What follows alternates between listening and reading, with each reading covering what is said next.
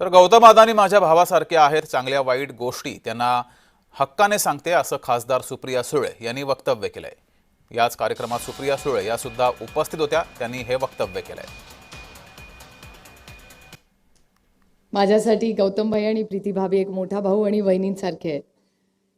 कधी आयुष्यात चांगली किंवा गोड बातमी किंवा कडूही बातमी ही हक्कानी कुठल्या भावाला सांगते तर मी ह्या भावाला सांगते। कधी कधी ते हक्कानी रागवतातही मला। मैं उनको कह रही हूँ कभी आपकी डाक भी खानी पड़ती है और कभी प्यार भी मिलता है। पण हे खूप प्रेमाचं विश्वासाचं नातं आज गौतम भाई भारतात नाही जगामध्ये यशस्वी झालेत याचा आम्हाला सार्थ अभिमान आहे।